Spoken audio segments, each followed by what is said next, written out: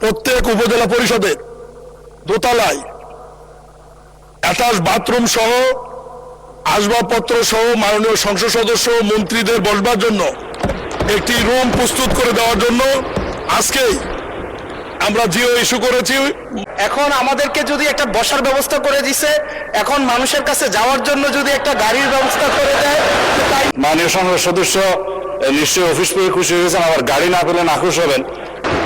যে ছোটদেরকে কখনো না বলতে নাই, তাদের আবদারে সবসময় হা বলতে হয়। হাসনাত আব্দুল্লাহ বলে ফেলেছে, সাথে সাথে না না বললে আমি বেশি খুশি হইতাম। স্থানীয় সরকার প্রতিমন্ত্রী, আপনি কিছু বলতে যাচ্ছেন, বলুন। বিসমিল্লাহির রহমানির রহিম। মাননীয় প্রধানমন্ত্রী এবং মাননীয় বিরোধী দলের নেতা সহ সকল সম্মানিত সংসদ সদস্যের জন্য একটি সম্মানজনক খবর দেওয়ার জন্য আমি দাঁড়িয়েছি। দীর্ঘদিন মাননীয় সংসদ সদস্যের একটা দাবি ছিল যে মাননীয় সংসদ সদস্যরা উপজেলা পরিষদে গেলে তাদের বসার কোনো জায়গা থাকে না, তারা কোথাও বসতে পারে না। এই ব্যাপারে কয়েকদিন আগে একজন মাননীয় সংসদ সদস্য দাবি করলে মাননীয় প্রধানমন্ত্রী জনাব তারেক রহমান এই ব্যাপারে প্রয়োজনীয় ব্যবস্থা গ্রহণের জন্য আমাকে নির্দেশনা দিলে আমি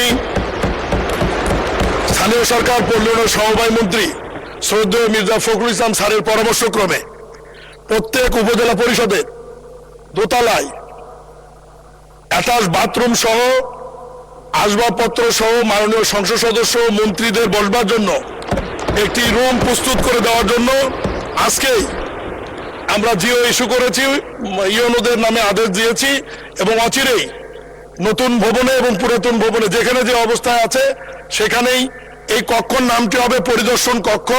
কারণ মাননীয় সংসদ সদস্যের নামে রুম বরাদ্দর বিধান নাই, এই কারণে পরিদর্শন কক্ষ নামে এই কক্ষটি থাকবে। মাননীয় এমপিরা ওখানে বসে তাদের প্রয়োজনীয় কার্যক্রম এবং সাধারণ মানুষের সঙ্গে দেখা সাক্ষাৎ এবং সময় ব্যয় করতে পারবেন। এবং উল্লেখ্য, কোনো মাননীয় সংসদ সদস্য যদি দুটি উপজেলা থাকে, তিনটি উপজেলা থাকে, চারটি উপজেলা থাকে, সমস্ত উপজেলাতেই তারা অফিস নেবে এবং বসতে পারবেন তারা।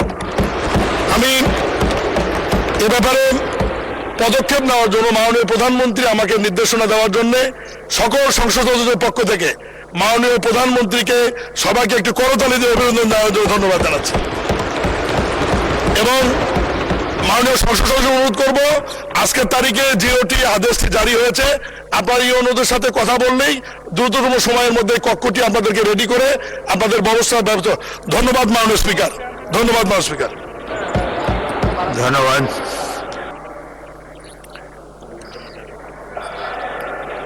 কি আবুল হাসান আব্দুল্লাহ, কি কথা বলতেই হবে, বলেন বলেন।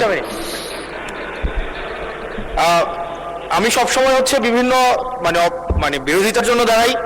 আজকে থ্যাংক ইউ জানাচ্ছি যে আজকে এই ধরনের একটা সিদ্ধান্ত নিয়েছেন।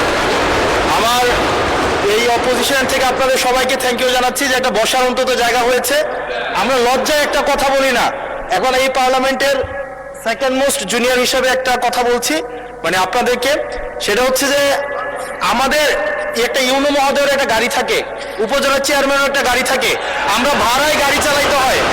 আমাদেরকে যদি আমরা লজ্জায় এটা বলতে পারি না, আমরা এটা লজ্জায় কোথাও বলতে পারি না।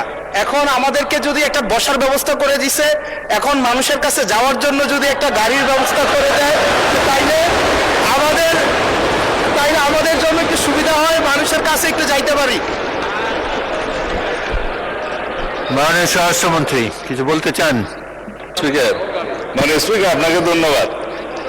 আজকে এমপিদের প্রাপ্তির পরে অপ্রাপ্তির খবরটা বলতে চাচ্ছিলাম না।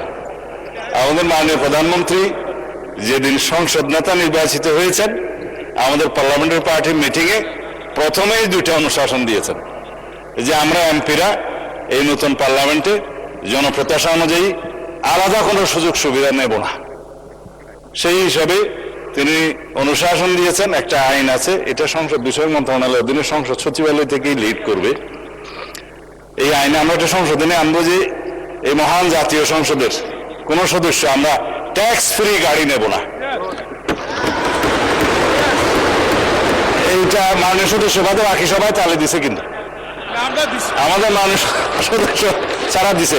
তবে সংসদ সদস্যগণ নয়, শুধু বাংলাদেশের এই সরকারের সমস্ত মন্ত্রী, সরকারি কর্মকর্তা যারা গাড়ি পায়, তেল পায়, সেটা আমরা ক্যাবিনেটে একটা ডিসিশন নিয়ে ইতিপূর্বে আপনারা নিশ্চয়ই নিউজ পেপারে দেখেছেন, এই ক্রাইসিসের সময় শতকরা 30% তেলের বরাদ্দ আমরা কমিয়ে দিয়েছি এবং খ্রিস্টতা সাধনের উদ্দেশ্যে সরকারি কর্মকর্তাদের আপাতত লোন সুবিধা যেগুলো আছে সেটাও কাটিল করা হয়েছে ফর দি টাইম বিং।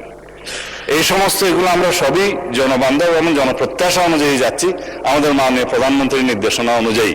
মাননীয় সংসদ সদস্য নিশ্চয়ই অফিস পেয়ে খুশি হয়েছেন, আবার গাড়ি না পেলে নাখুশ হবেন। তো সেই জন্য কিভাবে কি করা যায় সংসদ সদস্যদের যানবাহনের ব্যবস্থা, সেটা আলাদাভাবে আলাপ আলোচনা করে সরকারি দল বিরোধী দল একটা বিহিত ব্যবস্থা করার জন্য আমি মাননীয় প্রধানমন্ত্রীকে অনুরোধ জানাচ্ছি। ধন্যবাদ মাননীয় স্পিকার। মাননীয় বিরোধী দলের নেতা বলুন। ট্রেজারি একজন সদস্য, তিনি এই দাবিটা সামনে এনেছিলেন।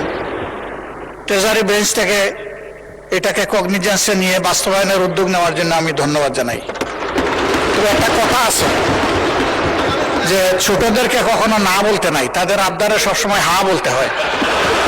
হাসনাত আব্দুল্লাহ বলে ফেলেছে, সাথে সাথে না না বললে আমি বেশি খুশি হইতাম। আমি চিন্তা করেছিলাম যে এত বড় খবরের পরে বিরোধী দল থেকে কিছু মিষ্টি খাওয়াই দিব, কিন্তু এখানে এসে বাধাগ্রস্ত হয়ে গেছি, পারলাম না, একটা ধাক্কা খাইলাম। মাননীয় স্পিকার, আপনাকে ধন্যবাদ। মাননীয় বিরোধী দলের নেতা স্বরাষ্ট্রমন্ত্রী তার শেষ লাইনে বলেছেন যে এটা তারা বিবেচনা করে দেখবেন।